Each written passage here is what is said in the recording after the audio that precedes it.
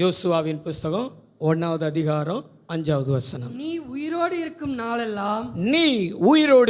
நாளெல்லாம் ஒருவனும் உனக்கு முன்பாக எதிர்த்து நிற்பதில்லை. நான் மோசையோடு இருந்தது போல உன்னோடும் இருப்பேன். நான் உன்னை விட்டு விலகுவதும் இல்லை, உன்னை கைவிடுவதும் இல்லை. இந்த உலகத்தில் இருக்கக்கூடிய மனிதர்கள் நம்மை விட்டு விலகுவார்கள், நம்மை கைவிடுவார்கள். அதுவும் எப்பேற்பட்ட மனிதர்களாக இருந்தாலும் நம்மளை விட்டு விலகுவார்கள், நம்மளை கைவிடுவார்கள். ஆனால் நம்முடைய தேவன் மாத்திரம் நம்மளை விட்டு விலகுவதும் இல்லை, நம்மளை கைவிடுவதும் இல்லை. நம்மை விட்டு சில மனிதர்கள், சில நாம் நம்பியிருந்த, நமக்கு உதவியாயிருந்த சில காரியங்கள் நம்மளை விட்டு விலகி போயிருக்கும் பொழுது, நம்மளை கைவிட்டு போயிருக்கும் பொழுது, ஆண்டவர் அந்த நேரத்தில் நம்மோடு கூட அதிக உறுதியாக நம்மளை விட்டு விலகாமல் நம்மளை கைவிடாமலும் இருப்பார். ஆமென். அல்லேலூயா. கைகளை ஒரு தலையிலையா சொல்லுங்களா, அல்லேலூயா. இந்த வேத வசனத்தை ஆண்டவர் யோசுவாவுக்கு சொல்றார். எந்த சூழ்நிலையில் சொல்றாரு? மோசே மரித்த பின்பு, தன்னுடைய வாலிப பருவ காலத்திலிருந்து மோசையோடு கூட பணிவிடைக்காரனாய் ஆசாரிப்பு கூடாரத்தில் வேலை செய்கிறவனாக தன்னுடைய பயணத்தை தொடர்ந்தவர் யோசுவா. மோசையின் மூலமா தேவன் அற்புதங்களை செய்யும் பொழுது இவர் அருகிலே இருந்தவர், தேவனுடைய கிரியைகளை கண்டவர். இந்த மோசே தான் நமக்கு பெரிய நம்பிக்கை. நம்மளை பாலும் தேனும் ஓடுகிற கானான் தேசத்துக்கு நம்மளை கூட்டிட்டு போவார், அங்கே கொண்டு சேர்த்துருவார்னெல்லாம் அவர் மீது நம்பிக்கை வைத்திருந்த இந்த யோசுவாவுக்கு மோசையினுடைய இழப்பு ஒரு பெரிய பயத்தையும் கலக்கத்தையும் கொண்டு வந்திருந்தது. ரெண்டாவது, இந்த மோசேக்கு அப்புறமா அந்த 30 லட்சத்துக்கும் அதிகமான ஜனங்களை பாலும் தேனும் ஓடுகிற கானான் தேசத்தில் கொண்டு போய் சேர்க்க வேண்டிய பொறுப்பு இவர் மேலே வந்துருச்சு. கலக்கத்தோடு இருக்கும் பொழுது, பயத்தோடு இருக்கும் பொழுது தான் கர்த்தர் யோசுவாவை தைரியப்படுத்துகிறாரு, யோசுவாவை பலப்படுத்துகிறார். யோசுவா, நீ உயிரோடு இருக்கும் நாள் மட்டும் ஒருவனும் உனக்கு முன்பா எதிர்த்து நிற்பது இல்லை. நான் மோசே கூட இருந்தேன், அந்த மோசே கூட எப்படி இருந்தேனோ அதே மாதிரி தான் இந்த யோசுவாவோடு கூட இருப்பேன். நான் உன்னை விட்டு விலக மாட்டேன், நான் உன்னை கைவிட மாட்டேன்னு சொல்லி யோசுவாவுக்கு பிராமிஸ் பண்ணி யோசுவாவோடு கூட இருந்து அந்த ஊழியத்தில் கடைசி வரைக்கும் நடத்தி வெற்றியாய் ஜெயமாய் யோசுவாவை கரை சேர்த்த தேவன். இன்றைக்கு இந்த கால வேளையில் உங்களை பார்த்து ஆண்டவர் இந்த வார்த்தையை சொல்றாரு. உன்னை விட்டும் இந்த தேவன் விலகுவதில்லை, உன்னையும் இந்த தேவன் கைவிடுவதில்லை. அல்லேலூயா. நீங்களும் இதே சூழல்ல வந்திருக்கலாம், ஒரு இழப்பை சந்தித்து வந்திருக்கலாம், ஒரு நன்மையை இழந்து நீங்க வந்திருக்கலாம்.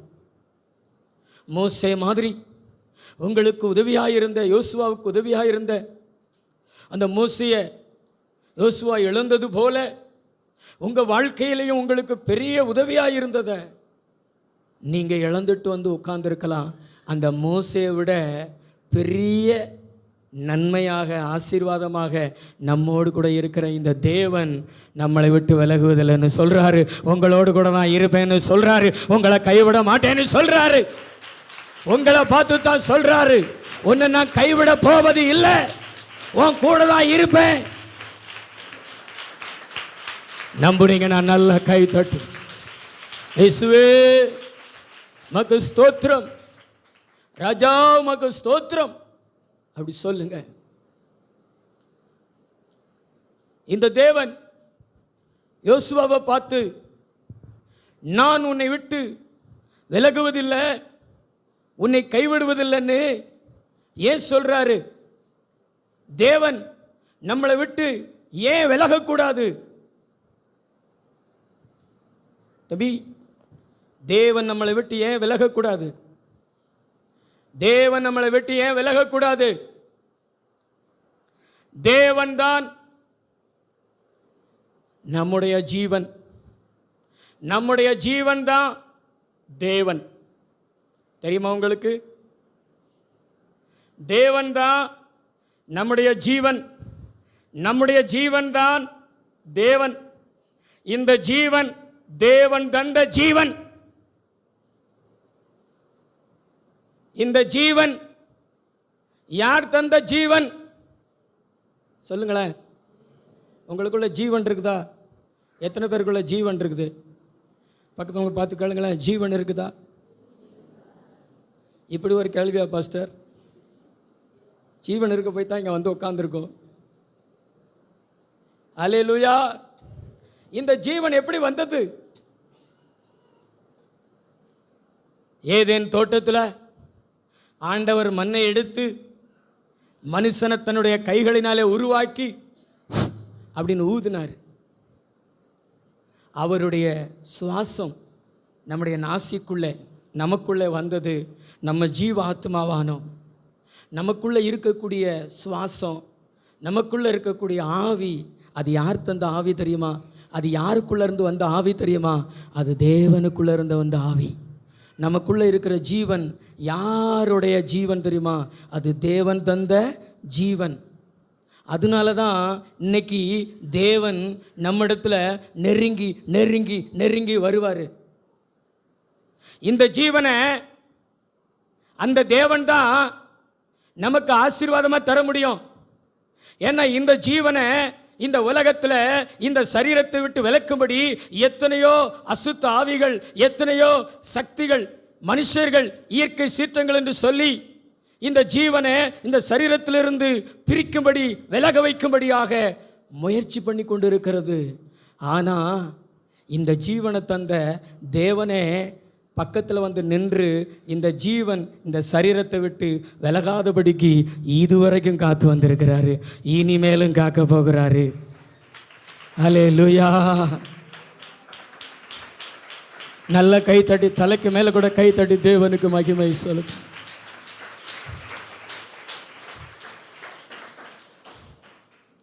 ஆண்டவர் நம்மளை விட்டு விலகினா நம்ம சரீரத்தை விட்டு நம்ம ஜீவன் விலகிறோம்.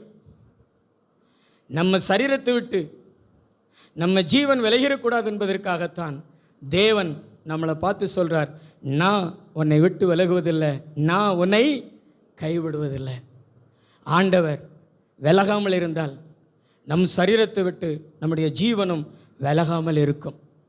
அதுக்கு தான் தேவன் யோசுவாவை பார்த்து சொல்கிறாரு, நான் உன்னை விட்டு விலகுவதில்லை, நான் உன்னை கைவிடுவதில்லைன்னு. அதே மாதிரி இன்றைக்கு ஆராதனைக்கு வந்திருக்கிற ஒவ்வொருவரையும் பார்த்து சொல்கிறாரு, நான் உன்னை விட்டு விலகுவதில்லை, நான் உன்னை கைவிடுவதில்லை. உன்னுடைய ஜீவன் உன்னை விட்டு விலகாது, உன்னோடு கூட தான் இருக்கும்னு கர்த்தர் இந்த கால வேளையில் உங்கள் எல்லாருக்கும் தெரியப்படுத்துகிறார். நல்லா கை தட்டி கர்த்தருக்கு ஸ்தோத்திரம் செலுத்துவோமா? ஆமென். வசனத்தை வாசிங்களேன். யோசுவாவின் புஸ்தகம் 24:29. இந்த காரியங்கள் நடந்த பின்பு நூனின் குமாரனாகிய யோசுவா என்னும் கர்த்தருடைய ஊழியக்காரன் 110 வயதுள்ளவனாய் மரணம் அடைந்தான். யோசுவாவை விட்டு ஜீவன் பிரியலை, ஜீவன் விலகலை. அதனால தான் அவர் எத்தனை வயசு வரைக்கும் வாழ்ந்தார் சொல்லுங்களேன்? 110. சத்தமாக சொல்லுங்களேன் பிரதர். 110 வயசு வரைக்கும் வாழ்வேன் அப்படி சொல்கிறவங்க கையை வைத்து காமிங்க. உங்களுக்கு விசுவாசம் இல்லை. நீங்கள் கையை உயர்த்திருந்தீங்கன்னா கண்டிப்பாக 110 வயசு வரைக்கும் கர்த்தர் வாழ வைப்பார். இன்னொரு முறை உங்களுக்கு வாய்ப்பு கொடுக்குறேன். 110 வயசு வரைக்கும் நான் வாழ்வேன் அப்படின்னு விசுவாசிக்கிறவங்க 2 கையை உயர்த்தி காமிங்க. உங்கள் விசுவாசமே உங்களுக்கு பலனாக மாறும். கர்த்தர் யோசுவா கூட இருந்து விலகாமல் காத்தது மாதிரி உங்கள் கூட இருந்து விலகாமல் காத்து உங்களை ஆயுசு நாட்கள்னால திருப்தியாக்குவார் கர்த்தர். நல்ல கைத்தட்டி ஆண்டவருக்கு நன்றி சொல்லுங்க. யோசுவாவை விட்டு தேவன் விலகாம இருந்ததுனால அவருடைய ஜீவனும் விலகலை, அவருக்குரியவைகளும் விலகலை. அவருடைய பிள்ளைகள், அவருடைய மனைவி அவங்களும் விலகலை, அவங்கள விட்டு இவரும் விலகலை. அதனால தான் கடைசியில் நானும் என் வீட்டாருமே வென்றால் கர்த்தரையே சேவிப்போன்னு சொன்னார். ஆமென். கர்த்தர் நல்லவர். நம்முடைய ஜீவன், தேவன் நமக்கு கொடுத்த இந்த ஜீவன் நம்மளை விட்டு விலகாமல் நம்மளை காத்துக்கொள்வதற்கு தான் உங்களை பார்த்து கர்த்தர் சொல்கிறாரு, நான் உன்னை விட்டு விலகுவதில்லை, நான் உன்னை கைவிடுவதில்லை. கைகளை ஒரு தலையிலையா சொல்லுவோம். ஹல்லேலூயா. யோசுவா 1:6 வாசிங்களேன். பலங்கொண்டு திடமனதாயிரு, பலங்கொண்டு திடமனதாயிரு, இந்த ஜனத்தின் பிதாக்களுக்கு நான் கொடுப்பேன், இந்த ஜனங்களின் பிதாக்களுக்கு நான் கொடுப்பேன் என்று ஆணையிட்ட தேசத்தை, ஆணையிட்ட தேசத்தை நீ இவர்களுக்கு பங்கிடுவாய், நீ இவர்களுக்கு பங்கிடுவாய். தேவனுடைய திட்டம் உங்களை விட்டு விலகாது. சகோதரா, உங்க ஒவ்வொருத்தருடைய வாழ்க்கையிலையும் தேவன் ஒரு திட்டத்தை வச்சிருப்பார். நான் சொல்றத கவனிங்களேன். இந்த உலகத்தில் மனிதனை தவிர மற்றவைகள் ஒன்றும் திட்டத்தோடு பிறக்கிறதில்ல. ஆனால் இந்த பூமியில் மனுஷனாக பிறக்கிறவன் அவன் பிறப்பதற்கு முன்பாகவே தேவனால் திட்டம் இயற்றப்பட்டு அந்த திட்டத்திற்கு ஏற்றாற் போல தான் இந்த பூமியில் பிறக்கிறான். அல்லேலூயா. யோசேப்பு, தாவீது இவங்கெல்லாம் தேவனுடைய திட்டத்தோடு பிறந்து தேவனுடைய திட்டத்தை நிறைவேற்றினவர்கள். இந்த யோசுவாவுக்கு தேவன் வைத்திருந்த திட்டம் பாலும் தேனும் ஓடுகிற கானான் தேசத்தை தங்களுடைய 12 கோத்திரத்தாருக்கும் அதை பங்கிட்டு கொடுக்க வேண்டும். அதுதான் தேவனுடைய திட்டம். மோசேயினுடைய தொடர்ச்சியான ஊழியம். தேவன் சொல்கிறாரு, நான் உன்னை விட்டு விலக மாட்டேன், நீ அந்த ஜனங்களுக்கு அந்த தேசத்தை பங்கிட்டு கொடுப்ப, என் திட்டம் உன்னை விட்டு விலகாது அப்படி சொல்கிறார் ஆண்டவர். ஆனால் அந்த பால்தேன் ஓடுகிற கானான் தேசம் இருக்குது பார்த்தீங்களா, அது ரொம்ப முரட்டாட்டமான ஜாதிகளுடைய கையில் அது இருந்தது. கானானிய ஜாதிகள் ஒரு 7 வகையான ஜாதிகளுக்குள்ளே, ராட்சத பிரவிகளுக்குள்ளே அது இருந்தது. அவங்க கூட யுத்தம் பண்ணி அவங்களெல்லாம் முறியடித்து அந்த தேசத்தை பங்கிட்டு கொடுக்கணும். ஒரு பெரிய வேலை, ஒரு பெரிய திட்டம். ஆனால் கர்த்தர் யோசுவா கூட இருந்து அவனை விட்டு விலகாமல், அவனை கைவிடாமல் அவருடைய திட்டத்தை நிறைவேற்றி ஜெயமாய் முடித்தார். அந்த தேவன் தான் உங்களை பார்த்து சொல்கிறார், வாழ்க்கையிலையும் தேவன் வைத்திருக்கிற திட்டம் கண்டிப்பாக நிறைவேறும். அந்த திட்டம் மாறாது, அந்த திட்டம் விலகாது. உங்கள் பிள்ளைகளுக்கு, சிஸ்டர், உங்கள் பிள்ளைகளுக்கு தேவன் உங்களை பிரயோஜனப்படுத்துவார். உங்களுக்கு நல்ல பலன் கொடுப்பார். உங்கள் பிள்ளைகளை படிப்பதற்கு தேவன் உதவி செய்ய உங்களை பயன்படுத்துவார். உங்கள் குடும்பத்துக்கு பிரயோஜனப்படுத்துவார். தேவனுடைய திட்டம் நிறைவேறும். ஏன்னா ஆண்டவர் உங்களை விட்டு விலகலையே, ஆண்டவர் உங்களை விட்டு விலகலை, கைவிடலையே. பக்கத்துங்களை பார்த்து சொல்லுங்களேன், முதல்ல தேவனுடைய திட்டம் உன் பிள்ளைகளுடைய வாழ்க்கையில் நிறைவேறும். உன் பிள்ளைக்கு நீ பிரயோஜனமாக இருப்ப. நம்புறீங்களா? எத்தனை பேர் நம்புறீங்க? உங்கள் பிள்ளைகளை நீங்கள் படிக்க வைப்பீங்க, உங்கள் பிள்ளைகளுக்கு நீங்கள் பிரயோஜனமாக இருப்பீங்க.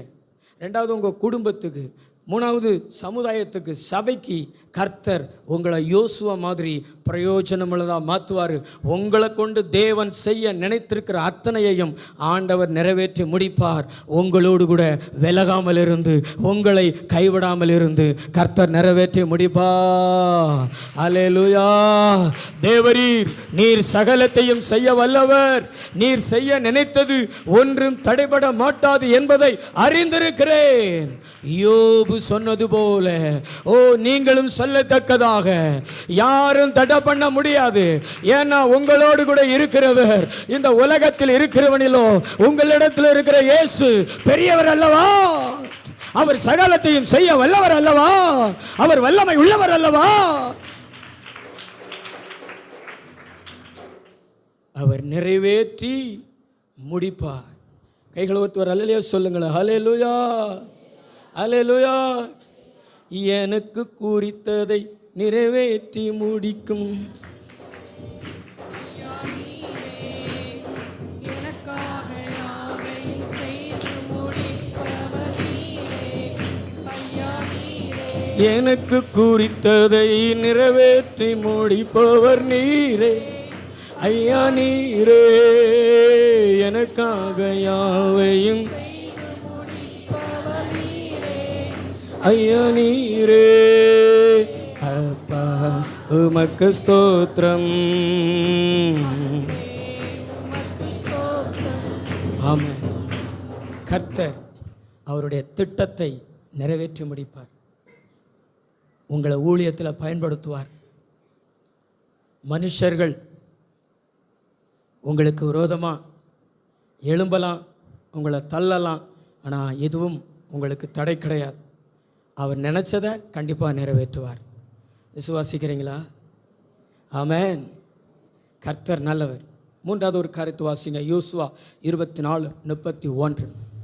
யோசுவா உயிரோடு இருந்த சகல நாட்களிலும் யோசுவா உயிரோடு இருந்த சகல நாட்களிலும் கர்த்தர் இஸ்ரவேலுக்கு செய்த அவருடைய கிரியைகள்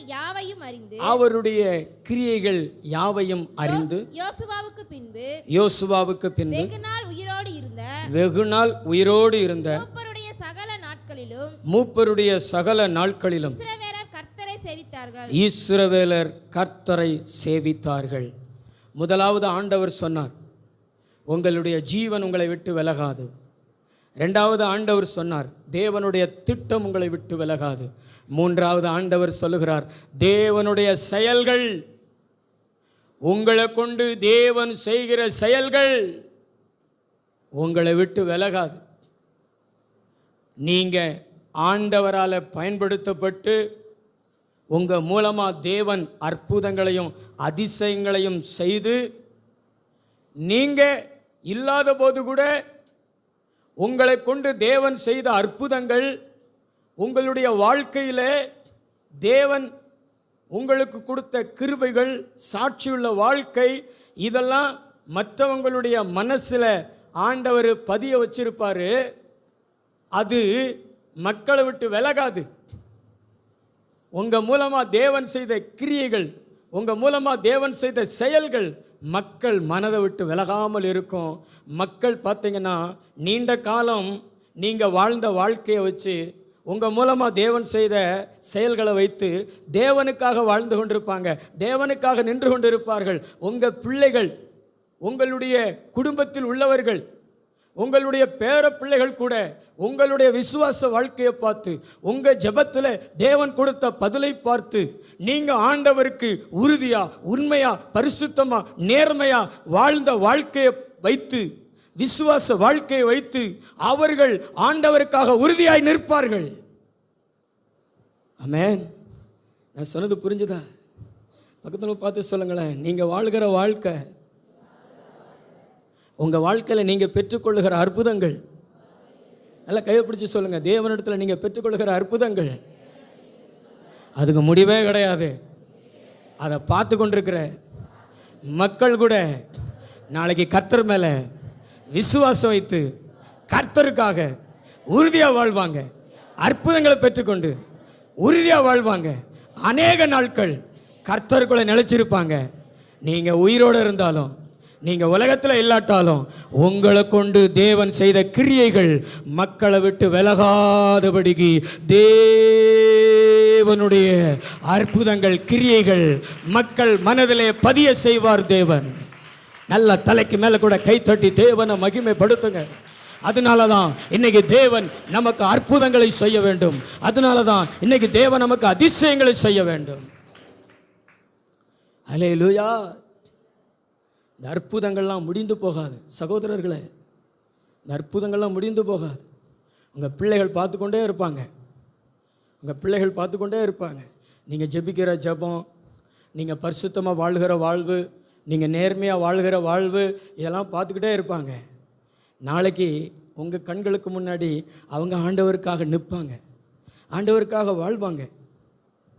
ஆண்டவர் உங்களை விட்டு விலகாமல் இருக்கிறதுனால உங்களுடைய கிரியைகளும் மக்களை விட்டு விலகாது. நான் சொன்னது புரிஞ்சுதா? எத்தனை பேருக்கு புரிஞ்சது? ஆமென். அல்லேலூயா சொல்லுவோமா? சரி, கர்த்தர் நல்லவர். யாரை விட்டு தேவன் விலகுவதில்லை. இந்த வார்த்தை யோசுவாவுக்கு மட்டும்தான் தேவன் சொன்னார். இன்னைக்கு யோசுவாவை மாதிரி சில காரியங்களை விட்டு விலகாத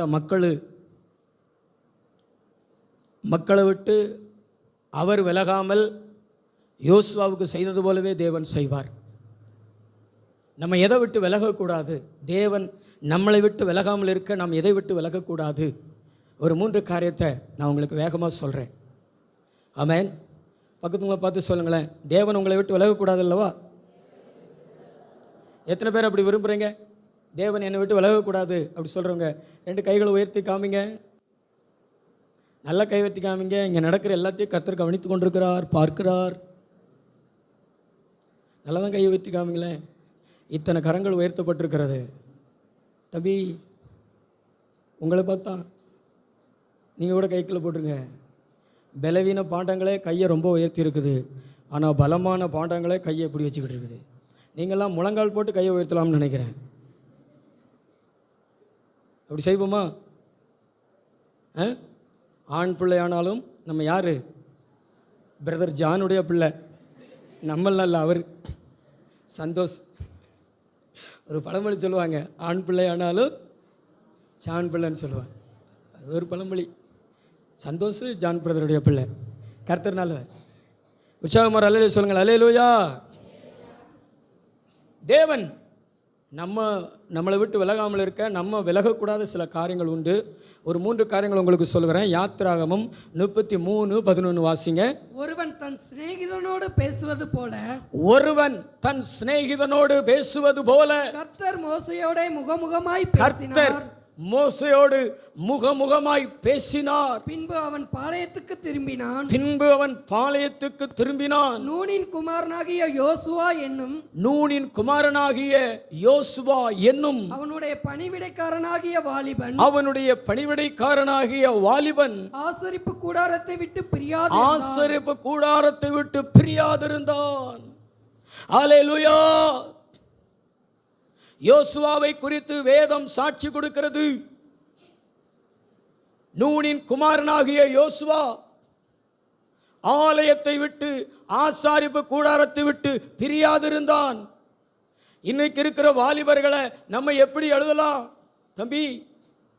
இன்னைக்கு இருக்கிற வாலிபர்களை எழுதும்படி மற்றவங்களிடத்துல பேப்பர் கொடுத்தா அவங்க எப்படி எழுதுவாங்க? இந்த வாலிபனுடைய பேரை போட்டு அவன் செல்போனை விட்டு பிரியாதிருக்கிறான், நண்பர்களை விட்டு பிரியாதிருக்கிறான், கிரிக்கெட்டை விட்டு பிரியாதிருக்கிறான், பெரிய மெடல் வாங்க போயிருக்கிறான். அல்லேலூயா. ஆவியானவர் உன்னை பார்த்து சொல்றாரு, இந்த தேவன் நம்முடைய ஜீவன் நம்ம சரீரத்தை விட்டு நம்மளை விட்டு போயிடக்கூடாது என்பதற்காகத்தான் இந்த ஜீவனை தந்தவர். அவருடைய ஜீவனை சிலுவையில் தந்தாரு. அதோட முடிச்சிடாம இன்னைக்கும் நம்மளை தேடி தேடி தேடி தேடி தேடி வராரு. இந்த ஜீவனை நம்ம எப்படி காத்துக்கொள்ள விரும்புகிறோம்? நம்முடைய உயிரை நம்ம எப்படி காத்துக்கொள்ளும்படி விரும்புகிறோம்? எப்படி காத்துக்கொள்ளும்படி ஜாக்கிரதையா இருக்கிறோம்? தூங்க வேண்டிய நேரத்தில் தூங்குகிறோம், பாதுகாப்பா வாகனத்தை இயக்குகிறோம், தண்ணீர் குடிக்கிறோம், சாப்பாடு சாப்பிடுகிறோம், வேலைக்கு போகிறோம். இந்த ஜீவனுக்காக நம்ம எதையுமே பாரமா நினைக்கிறது இல்லை. வேலைக்கு போறதை கூட பாரமா நினைக்கிறது இல்லை. ஏன்னா நம்ம பிழைக்கணும் இல்லை, நம்ம சாப்பிடணும் இல்லை, அப்படி சொல்லிட்டு நம்ம வேலைகளை பாரம் இல்லாமல் செய்வோம். இந்த ஜீவன் அப்படி நேசிக்கிறோம். இந்த ஜீவனுக்கு சமமானவர், இந்த ஜீவனை தந்தவர் தான் தேவன். இவரை எப்படி நேசிக்கணும் தெரியுமா? இந்த ஜீவனை எப்படி நீ நேசிக்கிறியோ, இந்த ஜீவனுக்கு எப்படி நீ தியாகம் பண்றியோ, இந்த ஜீவனுக்கு எப்படி நீ ஜாக்கிரதையா இருக்கிறியோ, அதே போலதான் உன்னோடு கூட உன்னை விட்டு விலகாமல் இருப்பேன்னு சொல்லுகிற இந்த தேவனுக்கு நீ பிரயாசப்படணும். இந்த தேவனோடு கூட இருக்கணும். தம்பி, தேவனை தள்ளுறவன் தன் ஜீவனை தள்ளுறான். நீங்கள் தேவனை தள்ளுறீங்கன்னு வச்சுங்களேன் தம்பி, கடவுளுடைய பிரசன்னத்தை நீங்கள் தள்ளுறீங்கன்னா எதை தள்ளுறீங்க? இந்த ஜீவனை தள்ளுறீங்க. ஆனால் கடவுளை நீங்கள் நேசிக்கிறீங்கன்னா இந்த ஜீவனை காத்துக்கொள்றீங்க. இந்த ஜீவனை நீ எப்படி காத்துக்கொள்றியோ, இந்த ஜீவனுக்காக நீ எவ்வளோ பிரயாசப்படுறியோ, அதே மாதிரி தான் தேவனுக்காக, தேவ பிரசன்னத்துக்காக பிரயாசப்படு. கர்த்தர் உன்னை விட்டு விலகாம, உன் ஜீவன் உன்னை விட்டு விலகாமல், உன் வாழ்க்கையில் வைத்திருக்கிற தேவ திட்டம் உன்னை விட்டு விலகாமல் இறுதி வரைக்கும் நடத்துவார். சக்சஸ்ஃபுல்லாக நடத்துவார். கரசேப்பார் கர்த்தர் சக்சஸ்ஃபுல்லாக வெற்றியாய் நடத்துவார்.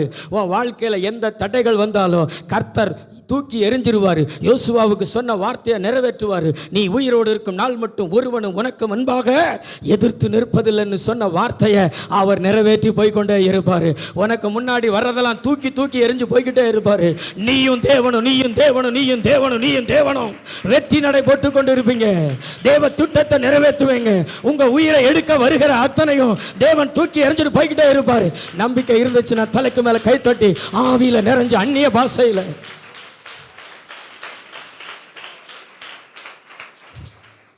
இந்த ஆசாரிப்பு கூடாரத்தை எவ்வளவு சும்மான்னு நினைக்கிறாங்க மக்கள். ஒரு பைபிள் ஸ்டடின்னு வச்சா பெற்றவங்க வருவாங்க, பிள்ளைகள் வீட்டில் விட்டுருவாங்க. அது கூட இதுக்கு வராங்க, பாஸ்டர் ஏன் வரலையான்னு கேட்பார். ஞாயிற்றுக்கிழமை ஆராதனைக்கு வருவாங்க. 10 மணிக்கு 10:15 ஆராதனைனா 11:45 வருவாங்க. நீ என்னைக்காவது சாப்பிடாம 3 வேளை பட்னியாக அடக்குறியா? நீ என்னைக்காவது தண்ணி குடிக்காம ஒரு நாள் ஃபுல்லாக இருந்திருக்கியா? இருந்திருக்கீங்களா? காலையில் எத்தனை மணிக்கு தண்ணி குடிப்ப? காலையில் எத்தனை மணிக்கு தண்ணி குடிப்ப சொல்லுங்க. காலையில் எத்தனை மணிக்கு தண்ணி குடிப்பீங்க? எந்திரிச்ச உடனே மடக்குன்னு எந்திரிச்ச உடனே ஜெபம் பண்ணுறீங்களா? சொல்லுங்களேன். ஒரு நாளைக்கு எத்தனை தடவை தண்ணி குடிக்கணும்னே தெரியாது. லிஸ்ட்டு கேட்டால் தெரியாது. நினச்ச நேரம் தண்ணி குடிப்போம், தவிச்ச நேரம் தண்ணி குடிப்போம். ஏன் தண்ணி குடிக்கிறோம்? தண்ணி குடிக்கலாம் செத்து போயிடுவோம். அதே மாதிரி தாங்க இயேசுநாதரும் நம்மளை விட்டு பிரியவே கூடாது. ஆசாரிப்பு கூடாரத்துக்கெல்லாம் நேரம் வைக்கக்கூடாது. நீங்கள் வீட்டில் உள்ள எல்லா போட்டி படுக்கைகள்லாம் தூக்கிட்டு வந்து இங்கே வந்து வச்சு இங்கே ஜெபம் பண்ண, இங்கே படுக்க, பள்ளிக்கூடத்துக்கு போக, அப்படி வாழ்க்கையை நடத்தி பாருங்களேன். நீங்களும் உங்கள் எதிர்காலமும் யோசுவாவின் காலம் போல பிரகாசமாக இருக்கும். அதுக்காக பொட்டி ஒட்டிகளை தூக்கிட்டு வந்துடாதீங்க.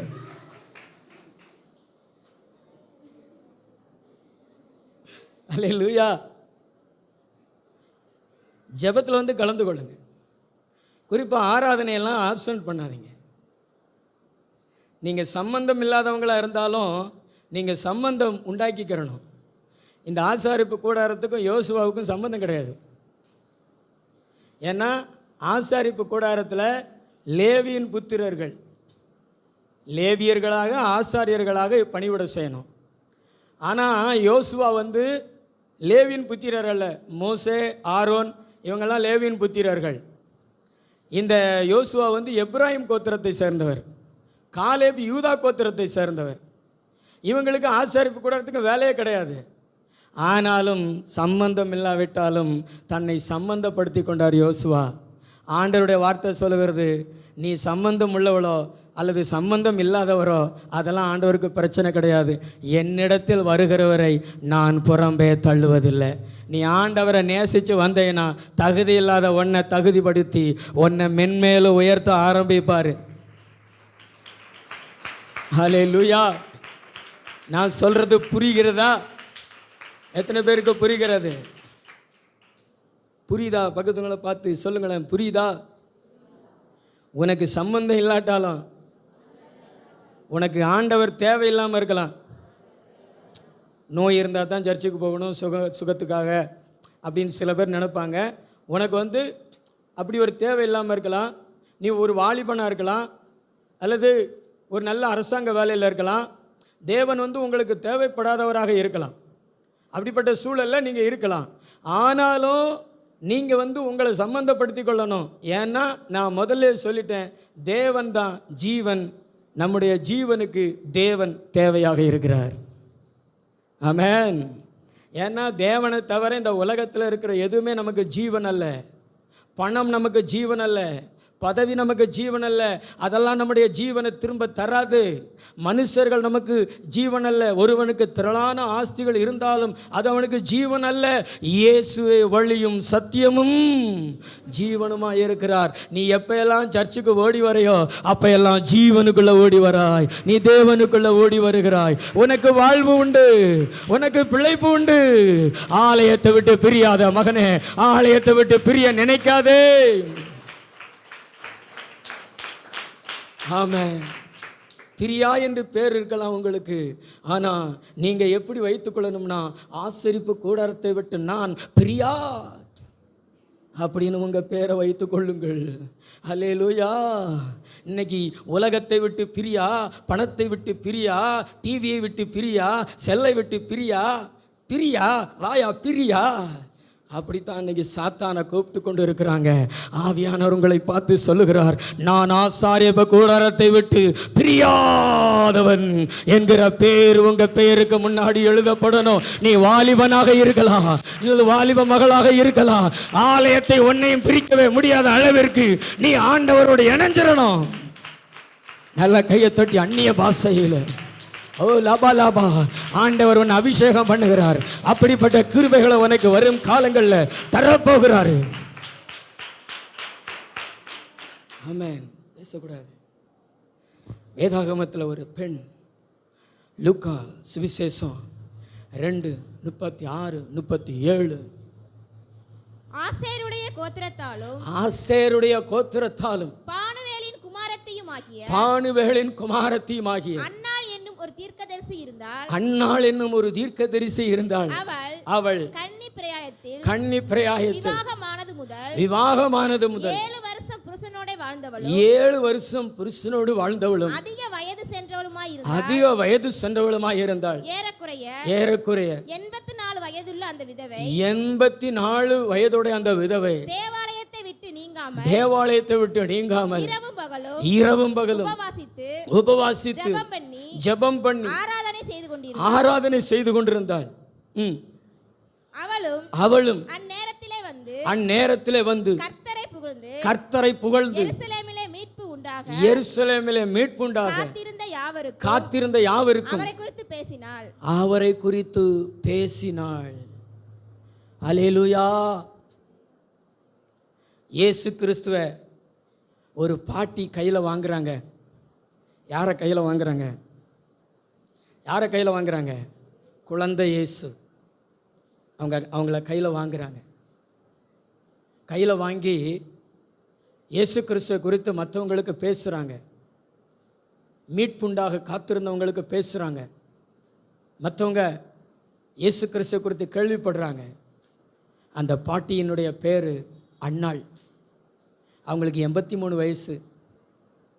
ஆனால் அவங்க கன்னி பிரயாயத்தில் வாலிப பருவத்தில் திருமணம் பண்ணாங்க. இன்றைக்கி வாலிப பிள்ளைகள் திருமணம் செய்கிறது மாதிரி அந்த ஏஜில் திருமணம் பண்ணுறாங்க. 7 வருஷம்தான் கணவரோடு வாழ்கிறாங்க. அதுக்கு பிறகு கணவர் மரித்து போய்விட்டார். மறுமணம் செய்வதற்கு அவங்களுக்கு மனதில்லை. ஆலயத்துக்கு வந்தாங்க.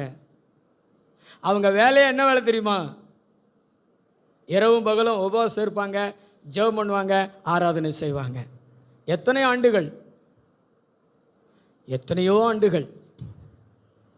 83 வயசு வரைக்கும் இயேசுவை கையில் வாங்குறாங்க.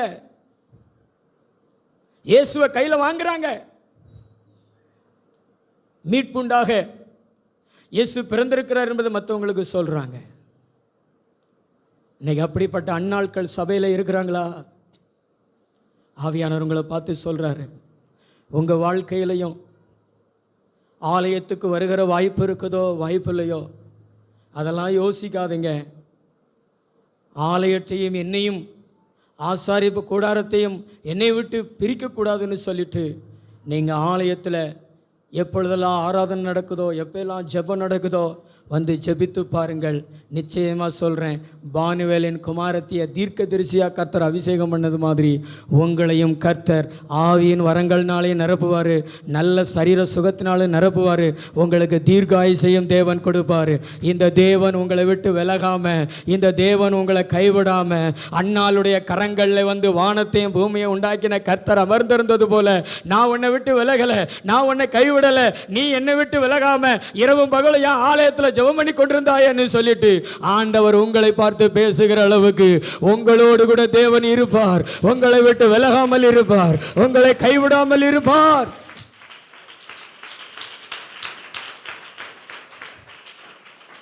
ஆமென். எத்தனை பேர் அப்படி இருப்பீங்க? பக்கத்துங்களை பார்த்து கேளுங்களேன்.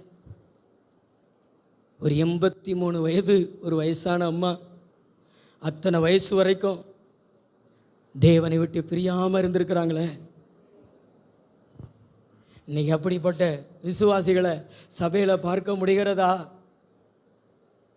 வேற எதையாவது விட்டு பிரியாத மக்களை பார்க்க முடியும். ஆனால் ஆலயத்தை விட்டு பிரியாத 24 மணி நேரம் ஜெபிக்கிற நேரம் கிடைக்கும் பொழுதெல்லாம் வந்து ஜெபிக்கிற வாலிப பிள்ளைகளை இன்னைக்கு சபையில் பார்க்க முடியலை. கர்த்தர் இன்னைக்கு உங்களோடு கூட பேசுகிறாரு. நீங்கள் ஒரு பானுவேலின் குமாரத்தியாக எழும்புங்களேன், நீங்கள் எழும்புங்களேன். முழியிரவு ஜெபங்களில் வந்து இரவெல்லாம் ஜெபிங்களேன். கர்த்தர் உங்களை பார்த்து சந்தோஷப்பட்டு உங்கள் கரங்களுக்குள்ளே அவர் வரட்டும், உன்னை விட்டு விலகலன்னு சொல்லட்டும். ஆண்டவரை விட்டு விலகுகிறதுனால தானே நம்மளை விட்டு ஆண்டவர் விலகி விடுகிறார். இன்னைக்கு சாதாரணமான காரியத்துக்கெல்லாம் முக்கியத்துவம் கொடுத்து ஆண்டவரை புறக்கணிக்கிற மக்கள் இருக்கிறபடினால தான் ஆண்டவர் அவங்களை விட்டு விலகிறார். அல்லேலூயா சொல்லுவோமா? இந்த யோசுவாவை குறித்து வேதம் சொல்கிறது, அவன் ஆசாரிப்பு கூடாரத்தை விட்டு பிரியாதிருந்தான் என்று. நம்ம வாழ்க்கையிலேயும் யோசுவா மாதிரி இந்த ஆசாரிப்பு கூடாரத்தை விட்டு பிரியாது இருக்க வேண்டும் என்றால் நமக்கு என்ன தேவை? இந்த யோசுவா ஏன் அப்படி பிரியாமல் இருந்தான்? என்னாகமம் புஸ்தகம் 27, 17, 18. அந்த சபைக்கு முன்பாக போக்குவரத்துமா இருக்கும்படிக்கும் அவர்களை போகவும் வரவும் பண்ணும்படிக்கும் மாம்சமான யாவருடைய ஆவிகளுக்கும் தேவனாகிய கர்த்தர் ஒரு புருஷனை அவர்கள் மேல் அதிகாரியாக ஏற்படுத்த வேண்டும் என்றான். கர்த்தர் மோசேயை நோக்கி ஆவியை பெற்றிருக்கிற புருஷனாகிய யோசுவா என்னும் நூனின் குமாரனை நீ தெரிந்து கொண்டு அவன் மேல் உன் கைகளை வைத்து போதும் போதும் போதும். உற்சாகமா ஒரு அல்லேலூயா சொல்லுங்களேன். யோசுவாவை குறித்து தேவன் கொடுக்கிற சாட்சி, சகோதரர்களே, நிமிர்ந்து பார்த்து தேவனிடத்தில் சாட்சி பெறுங்க. யோசுவாவை குறித்து தேவன் என்ன சாட்சி கொடுக்கிறார்? தம்பி, யோசுவான்னு பேர் வச்சா போதாது, யோசுவாவை போல நாமும் தேவனிடத்தில் சாட்சி பெற வேண்டும். யோசுவாவை குறித்து தேவன் கொடுக்கிற சாட்சி என்ன? ஆவியை பெற்ற புருஷன். நீங்களும் தேவனிடத்தில் பெற்றுக்கொள்ள வேண்டிய சாட்சி என்ன? ஆவியை பெற்ற மனுஷி. அப்படின்னா என்ன? ஆவிக்குரியவர்களாக வாழ்வது, ஆவிக்குரியவர்களாக மாறுவது. இந்த பூமியில் பிறக்கிற எல்லா மனுஷருமே எப்படி வாழ்கிறாங்க? மாம்சத்துக்குரியவங்களா வாழ்கிறாங்க. வாக்குவாதம் பண்ணுறவங்களா, பொறாமைப்படுறவங்களா, பெருமை பேசுகிறவங்களா, சுகபோகமாக வாழ்கிறவங்களா, இந்த மாமிசத்துக்கு முக்கியத்துவம் கொடுக்குறவங்களா, மாமிசத்துக்குரிய காரியங்களுக்கு முக்கியத்துவம் கொடுக்குறவங்களா, உறவுகளுக்கு முக்கியத்துவம் கொடுக்குறவங்களா, காசுக்கு முக்கியத்துவம் கொடுக்குறவங்களா காணப்படுறாங்க. ஹல்லேலூயா. யோசுவா அப்படி இல்லை. யோசுவா அப்படி இல்லை, அவன் ஒரு ஸ்பிரிச்சுவல் மேன். அவனுக்கு உலக பிரகாரமான காரியத்தை விட ஜெபந்தான், ஆராதனை தான். ஆசாரிப்பு கூடாரத்தில் வேலை செய்யறதுக்காக மற்ற காரியங்களெல்லாம் தூக்கி எறிஞ்சிட்டு வந்துடுவான். இன்னைக்கெல்லாம் மக்கள் ஆலயத்தில் நடக்கிற ஜெபங்களை தள்ளுறதுல தான் தீவிரமாக இருப்பாங்க, தள்ளுறதுல தான் உறுதியாக இருப்பாங்க. டூரிஸ்ட்டுக்கு போகிறதுக்கு தள்ளுறதுல தான் உறுதியாக இருப்பாங்க. ஏன் அதை ஒதுக்கி வச்சுட்டு இந்த ஜெபத்தை பண்ணிட்டு இன்னொரு நாள் போலாமே? சொல்லுங்க, இன்னொரு நாள் போலாமே? நீ ஆலயத்தை, ஜெபத்தை, பைபிள் ஸ்டடி எல்லாம் ஒதுக்கி வச்சுட்டு நீ டூரிஸ்ட்டுக்கு போகிறேன்னு வச்சுக்கோ. ஏன் நீ டூரிஸ்ட்டுக்கு மட்டும்தான் போவ. ஆனால் நீ ஜெபத்தை தள்ளிடக்கூடாதுன்னு சொல்லிட்டு ஜெபத்தை முடிச்சுட்டு இன்னொரு நாள் டூரிஸ்ட்டுக்கு போயேன், நீ ஜெபமும் பண்ணியிருப்ப, நீ டூரிஸ்ட்டுக்கும் போயிருப்ப. 2. ஆனால் அதில் ஒன்று இழந்துடுற. ஆனால் ஆண்டவரை நீ இருக பிடிச்சிட்டீங்கன்னா ஆண்டவர் உனக்கு தான், உலகத்தில் இருக்கிற ஆசீர்வாதமும் உனக்கு தான். கைத்தட்டு வரமாட்டேங்குது பாருங்களேன். நல்லா கைத்தட்டி ஆண்டவருக்கு நன்றி சொல்லுங்களேன். இன்னைக்கெல்லாம் தேவனை தள்ளுற கூட்டம் தான் நிறையா சபையில். ஆனால் தேவனுக்காக தள்ளுற கூட்டம் குறைவு. சீசர்கள் இல்லை தம்பி. சீசர்கள்னா யார் தெரியுமா? படகை விட்டுட்டு வந்தான் பாரு, அவனுக்கு பேர் தான் சீசன். ஊழியத்துக்காக, ஆண்டவருக்காக ஏதோ ஒன்றை விட்டுட்டு வரேன்னா நீ தான் சீசன். இன்றைக்கி இந்த கேர்சல் கூட்டம் நடத்துகிறவங்க கூட சீசர்களாக இல்லை. கேர்சல் கூட்டத்துக்கு லீவ் விட்டுறாங்க. விடக்கூடாது. உன் ஊழியத்தை கரெக்டாக செய், காஷ்மீர் கூட போய்ட்டு வா. ஆண்டவர் வேண்டான்னு சொல்ல மாட்டார், உன் கூட இருப்பார், உன் கூட வருவார். ஆனால் உன் ஊழியத்தை நீ கரெக்டாக செஞ்சேன்னா நிச்சயமாக தேவன் உன்னை ஆசீர்வதிப்பார். ஆனால் உலக பிரகாரமான காரியத்திற்கு நீ தேவனை தள்ளுகிற மகளாக இராத. ஆண்டவர் ஒன்றை பார்த்து தான் சொல்கிறார், என்னைக்கும் தள்ளாத, தேவனை தள்ளி தள்ளி பழகாத, ஆசாரிப்பு கூடாரத்தை விட்டு பிரியாத. அப்படி ஒரு வரம் கேளு. ஆண்டவரே, உம்மையும் என்னை விட்டு பிரிக்காத, ஆராதனையும் ஜெபத்தை விட்டு பிரிக்காத, அப்படிப்பட்ட ஒரு ஆவியை எனக்கு தாரும். நல்ல தலைக்கு மேல கைத்தட்டி ஆண்டவரை மகிமைப்படுத்து. ஆண்டவரை உமக்காக நிற்கிற, உமக்காக உறுதியாய் நிற்கிற அப்படிப்பட்ட ஒரு ஆவியை எனக்கு தாரும். அபிஷேகத்தினால கர்த்தர் உன்னை நிரப்புறார். அப்படிப்பட்ட யோசுவாக்கள் சபையில எழும்பட்டும் ஐயா. அப்படிப்பட்ட யோசுவாக்கள் சபையில எழும்பட்டும். சும்மா ஏனோதான ஊருகா மாதிரி தொட்டுக்கோ, தொடச்சிக்கோ. தம்பி, உன் வாழ்க்கையில் தேவனுடைய திட்டம் இருக்கும். நீ யோசுவாவா இருந்தால் தான் நிறைவேறும். உன் குடும்பத்துக்கு நீ பிரயோஜனம் இல்லாமல் போயிடுவ. நீ யோசுவாவா இருந்தேன்னா கர்த்தர் உன் குடும்பத்துக்கும் சபைக்கும் உலகத்துக்கும் உன்னை பிரயோஜனமாக பயன்படுத்துவார். உன்னை விட்டு விலக மாட்டார், உன் கூட இருப்பார். உனக்கு விரோதமாக ஒருவனை எதிர்த்து நிற்க முடியாது. எவன் வந்தாலும் அவனை ஏற்றி தள்ளி விட்டுட்டு ஆண்டவர் உன்னை நடத்திக்கிட்டே இருப்பார். அதான் யோசுவாவுக்கு ஆண்டவர் கொடுத்த கிஃப்ட். அவன் உன்னை விட பலசாலியாக இருக்கலாம், ஆனால் கர்த்தர் உனக்கு முன்னாடி போய் அவனை தள்ளி விட்டுட்டு உன்னை வெற்றியாக நடத்துவார். அதான் யோசுவாவுக்கு தேவன் கொடுத்த கிஃப்ட். அப்படிப்பட்ட ஒரு ஆவி நமக்கு வேணும். இஸ்ரவேலில் யோசுவா மோசேக்கு அடுத்த ஸ்தானத்தில் கர்த்தர் கொண்டு வந்து நிறுத்துறாரு. இந்த இஸ்ரவேல் ஜனங்களை கானான் தேசத்துக்குள்ளே கொண்டு போய் சேர்க்கணும். அதுக்கு யாரை தெரிந்தெடுக்கணும்? மோசே மரித்து போய் விடுவார்னு கர்த்தர் சொல்லிட்டாரு. அப்போ மோசே போய் ஜெபம் பண்ணுறாரு. தன்னுடைய பிள்ளையை கொண்டு போய் நிறுத்தலை, முக்கியமான ஆளை கொண்டு போய் நிறுத்தலை. ஏன்னா இந்த காலத்தில் இருக்கிற ஆளை யாரையும் நம்ப முடியலை. பொறுப்பில் நியமிக்கிற வரைக்கும் நல்லா இருக்கிறாங்க, பொறுப்பில் நியமித்த பின்பு அவங்க சுயரூபத்தை காமிக்கிறாங்க.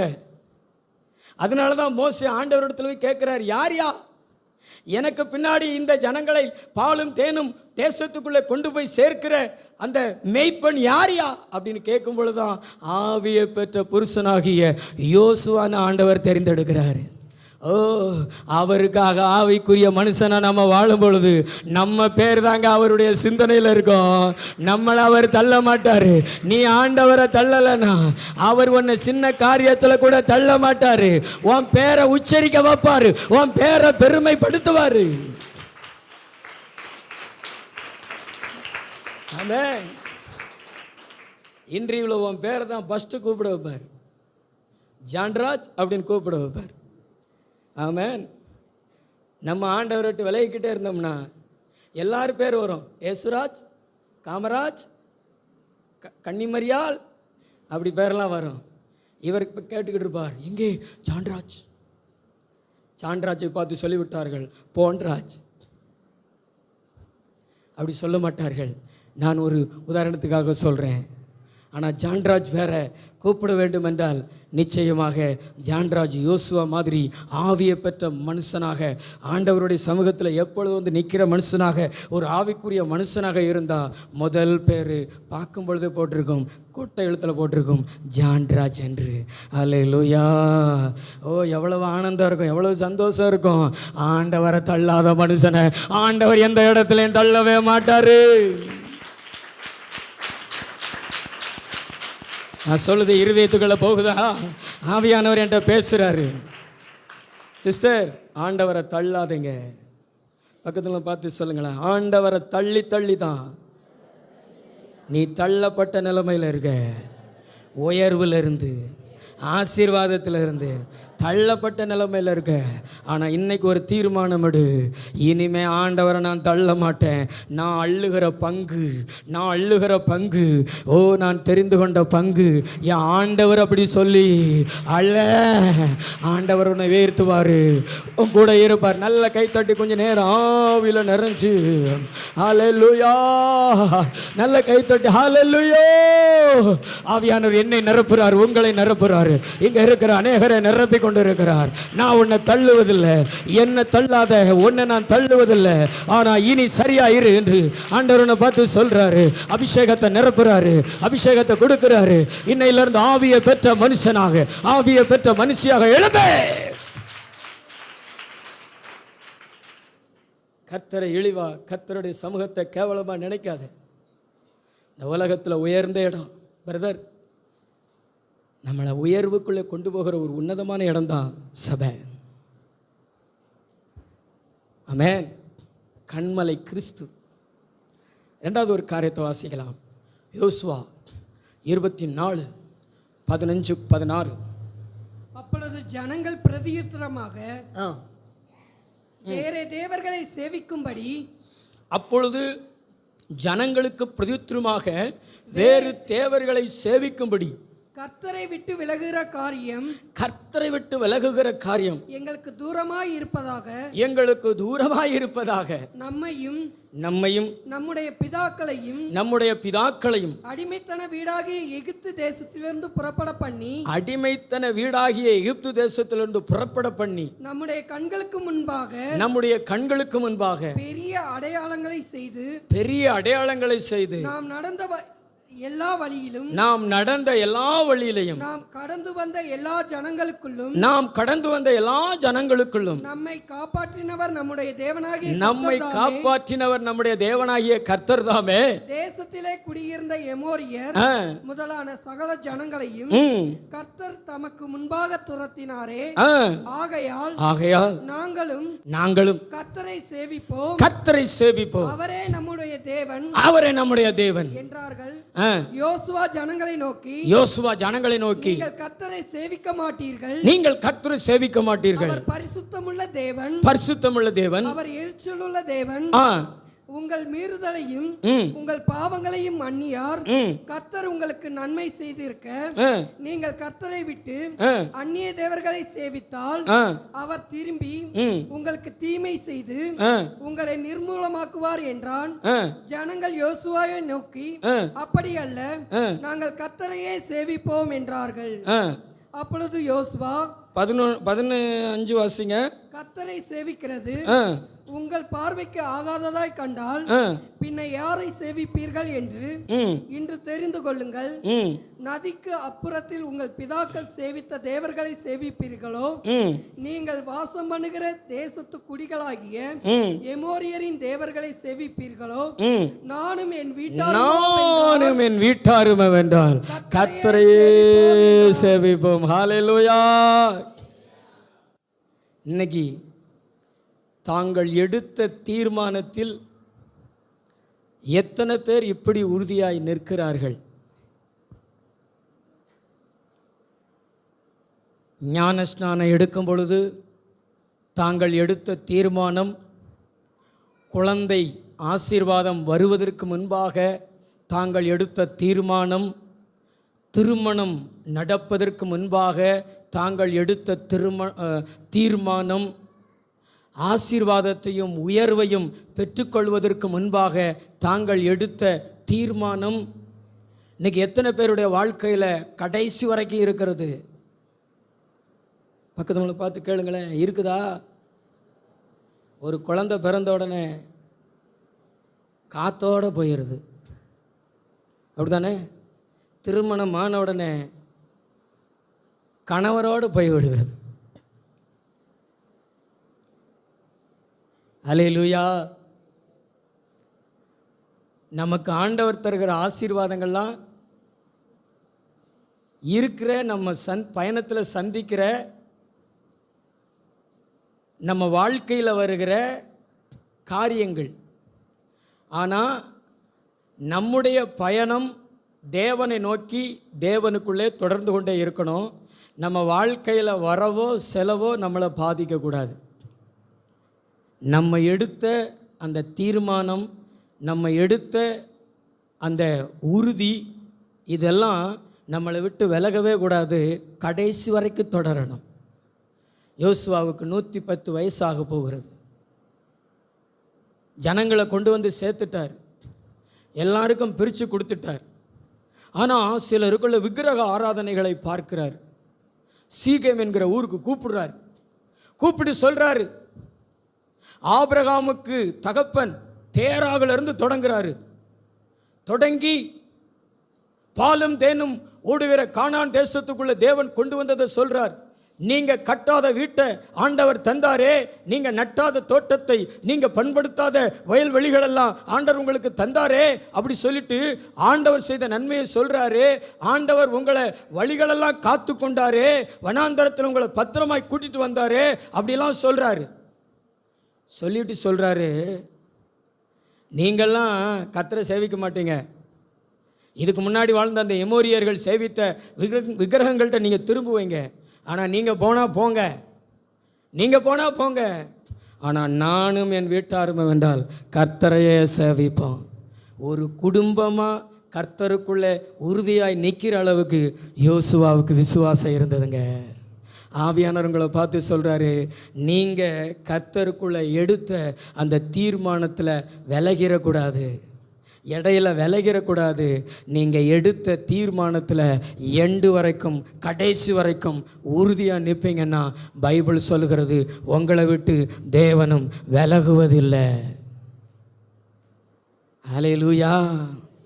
பக்கத்துல பார்த்து, இன்னும் ஒன்றும் வரமாட்டேங்குது, அல்லேலூயா, ஒன்றும் வரமாட்டேங்குது, தூக்கம்தான் வருதா?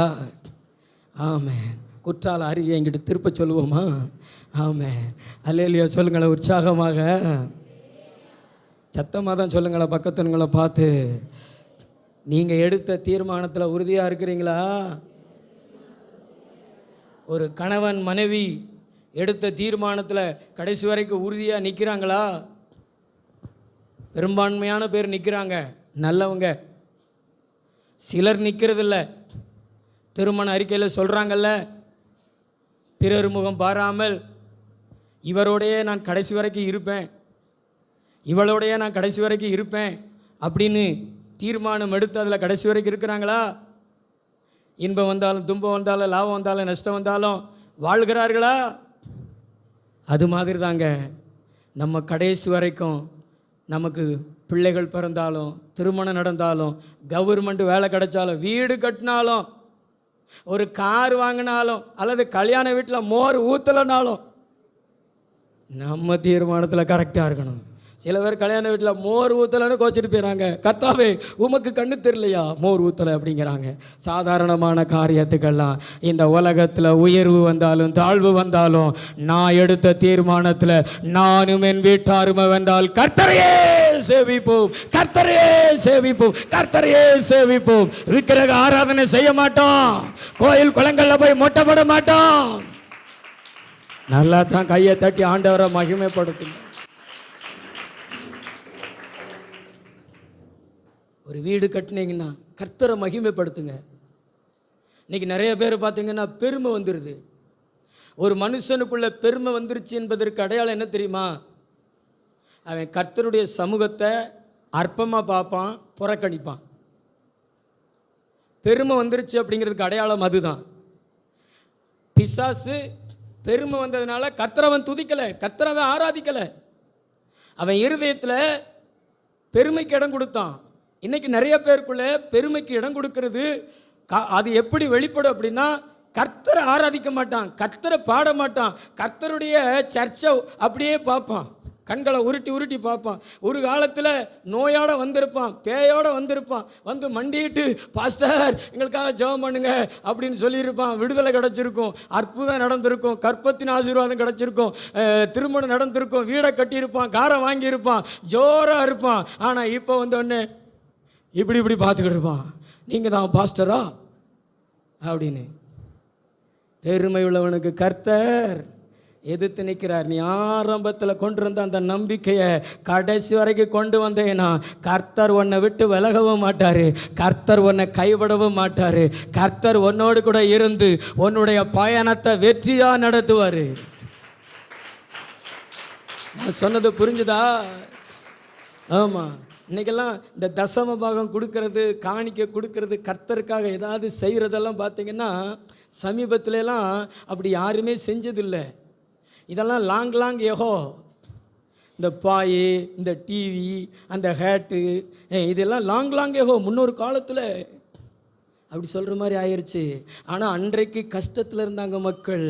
ஆனால் கர்த்தர் அவங்களை ஆசீர்வதித்து இன்னைக்கு ஜாம்னு வச்சிருக்கிறாரு.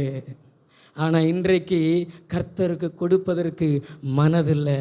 ஏன்னா இன்னைக்கு பண ஆசை மக்களுடைய மைண்டை ஆக்கிரமிப்பு செய்து கொண்டது.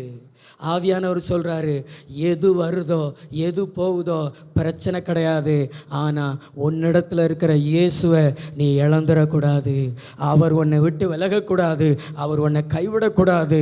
அப்படி என்றால் நீ அவரை விட்டு விலகக்கூடாது. அப்படி விலகக்கூடாதுன்னா அவருக்குள்ளே நீ எடுத்த தீர்மானத்தை கடைசி வரைக்கும், உன் ஜீவன் போகிற வரைக்கும், பாட்டு பாடுறோம்ல, என் நாட்கள் முடியும் வரை, என் ஜீவன் பிரியும் வரை உண்மையே ஆராதிப்பேன் அப்படி சொல்லிட்டு விக்கிரக ஆராதனைகளுக்கு இடம் கொடுக்காம, மற்ற காரியங்களுக்கு இடம் கொடுக்காம, முதல்ல பிறந்த யோசுவா மாதிரி, வாலிபத்தில் இருந்த யோசுவா மாதிரி, வயசான காலத்திலே யோசுவா யோசுவா யோசுவா, அதே யோசுவா, மாறாத யோசுவா, ஆசாரிப்பு கூடாரத்தை விட்டு பிரியாத யோசுவா, விக்கிரக ஆராதனை செய்யாத யோசுவா.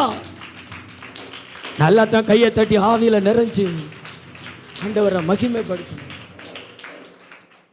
இன்னைக்கு யோசுவாக்கள் இல்லாததுனால கர்த்தரை அவங்களால ஆசீர்வதிக்க முடியலை. மாறுகிறவர்களைத்தான் பார்க்க முடிகிறது. உன் தீர்மானத்தில் உறுதியாயிரு. பக்கத்துல பார்த்து சொல்லுங்களேன், உன் தீர்மானத்தில் உறுதியாயிரு. சின்ன பிள்ளையில் இருந்தது மாதிரி இருக்கிறீங்களா? வாலிப பிள்ளைகள் இருக்கிறீங்களா? வாலிபம் வந்தோடனே மாறிட்டீங்க, அப்படி தானே? பக்கத்தில் பார்த்து சொல்லுங்களேன், கரெக்டாக இருக்கிறீங்களா? கொஞ்சம் ஒதுங்கியிருக்கேன் பாஸ்டர். அல்லேலூயா. ஒதுங்காத. நீ ஒதுங்கினேன்னா இயேசு ஒன்றை விட்டு ஒதுங்கிடுவார். அவர் நம்மளை பார்த்து ஒவ்வொரு முறையும் சொல்லணும், நான் உன்னை விட்டு விலகுவதில்லைன்னு. இந்த வசனத்தை சனிக்கிழமை தூங்கி எழுந்திரிச்சு உட்காந்துருக்கேன். அப்போ சொல்கிறார் ஆண்டவர். அப்படியே அந்த ரூமுக்குள்ளே போய் டீ கூட குடிக்காமல் அதை அப்படியே எழுதி வச்சு உங்களுக்கு முன்னாடி கொண்டு வந்திருக்கிறேன். கர்த்தர் சொன்ன ப்ராப்பர்ட்டிக்கு வேடு இது. உன்னை விட்டு விலக மாட்டேன்னு சொல்கிறேன். நீ அவரை விட்டு விலகாத. இந்த தீர்மானம் இன்னும் நீ உயர்வ, இன்னும் நீ மேன்மை அடைவ. நீங்களெல்லாம் எந்த இடத்துல உட்கார வைக்க ஆண்டவர் தெரியாது எனக்கு, ஆனால் மேன்மையில் இருப்பீங்க. எஸ்தர் மாதிரி இருப்பீங்க. அன்னைக்கும் நீங்கள் மாறாமல் இருக்கணும், உங்கள் பிள்ளைகள் மாறாமல் இருக்கணும். நான் சொல்கிறது புரியுதா? மனசிலாயி நான் சொல்கிறது புரியுதா? மனசில் பதிஞ்சிருக்குதா? மாறக்கூடாது. பக்கத்துவங்களை பார்த்து சொல்லுங்கள், மாறக்கூடாது. ஞானஸ்தானம் எடுக்கும்பொழுது நீங்கள் எடுத்த அந்த தீர்மானம் எண்டு வரைக்கும், ஏசப்பா வருக வரைக்கும், அவர் நம்மளை கூட்டிகிட்டு போகணும், அது வரைக்கும் உறுதியாக இருக்கணும். கவர்மெண்ட் வேலைக்காக மாறக்கூடாது.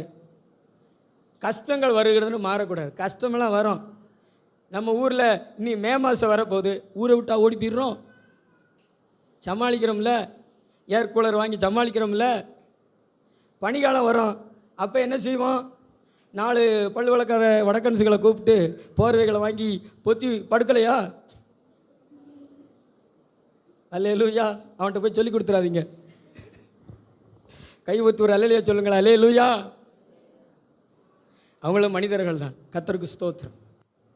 ஆனால் நம்ம தமிழ் கலாச்சாரம், தமிழ் மக்கள் எல்லாம் வித்தியாசமானவர்கள். அவர்களுக்காக நம்ம கடவுளை துதிக்கணும். தமிழ்நாட்டில் நம்மளை பிறக்க வச்சதுக்காக இயேசுவுக்கு ரொம்ப நன்றி சொல்லணும். ஆமென். அல்லேலூயா. ஏன்னா நம்முடைய முன்னோர்கள் நம்மளை அப்படி பண்பாட்டில் வளர்த்துருக்கிறார்கள். நம்முடைய ஆடைகள் கூட பாருங்களேன், இன்றைக்கி தான் கன்றாவே ஆகிப்போச்சு. லெகின்ஸை போட்டுட்டு இப்படி தூக்கிட்டு இருக்கு. வண்டியில் உட்காந்துருக்காங்க சபாரி போட்ட மாதிரி. என் மனைவி கூட சொல்லுவோம், இவங்களாம் இப்படி போட்டாங்க, இதுவரை போட வேண்டியதானே லெகின்ஸ் போட்டு. லெகின்ஸ்னாலே அது என்ன தெரியுமா? லெக் அப்படின்னா கால், இன்னுன்னா உள்ள, அது உள்ளாடங்க உள்ளாட. ஆனால் அதைத்தான் ஓப்பன் ஆடையாக போட்டுட்டு பஸ் ஸ்டாண்டு எல்லாம் சுற்றுலா ஸ்தலம், இதில் குற்றாலத்தில் வர குளிச்சிடுறாங்க. ஆனால் முன்னோர்கள் நல்ல ஆடைகளை கற்றுக் கொடுத்துருக்குறாங்க. முன்னோர்களுடைய கலாச்சாரங்கள். அவங்களுக்காக நம்ம கடவுளை ஸ்தோத்திரம் பண்ணணும். ஆவியானவர் நம்மளை பார்த்து சொல்கிறார், நம்மெல்லாம் ஆண்டவர் நமக்கு கொடுத்த அந்த தீர்மானத்தை விட்டு நம்ம என்ன செய்யக்கூடாது?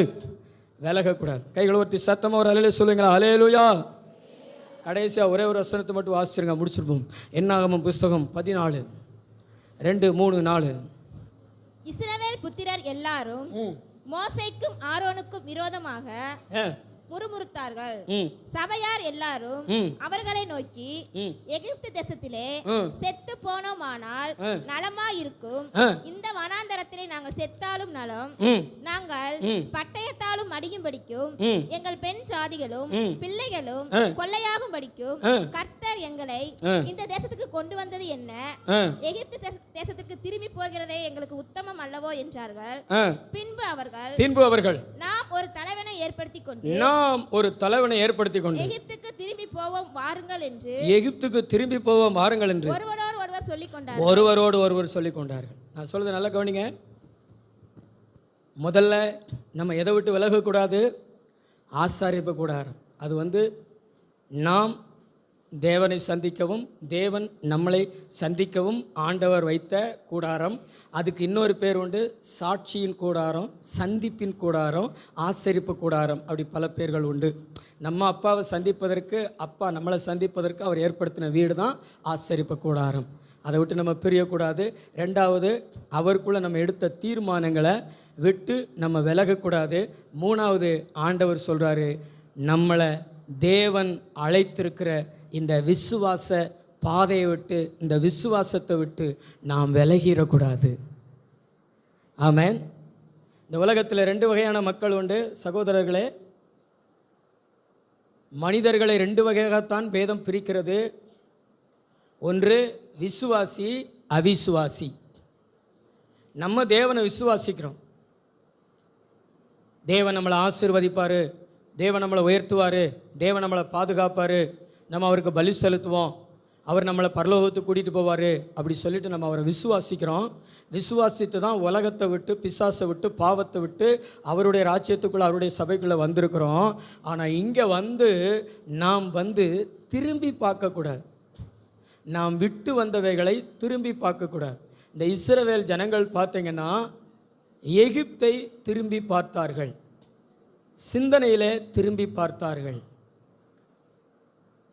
வேவு பார்ப்பதற்காக 12 கோத்திர பிதாக்களை கானான் தேசத்துக்கு மோசே அனுப்புகிறார். கர்த்தர் நமக்கு கொடுக்க போகிற தேசம் எப்படிப்பட்டதாக இருக்குன்னு பார்த்துட்டு வாங்க அப்படி சொல்லி அனுப்புகிறார். அப்படி போகும்பொழுது 10 பேர் இங்கே வந்து துர்ச்செய்தியை பரவ செய்கிறாங்க. ஆனால் 2 பேர் மாத்திரம், யோசுவா காலேப் மாத்திரம் நற்செய்தியை சொல்கிறாங்க. கர்த்தர் நம்ம மேலே பிரியமாக இருந்தால் தேசத்தை கொடுப்பாரு அப்படின்னு உற்சாக வார்த்தைகள் சொல்கிறாங்க.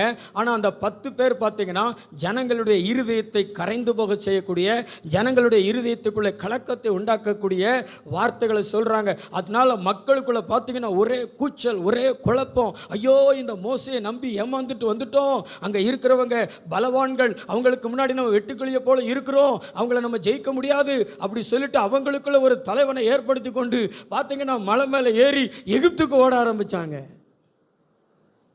மோசையும் ஆரோனும் அவங்க காலில் வந்து விழுகிறாங்க.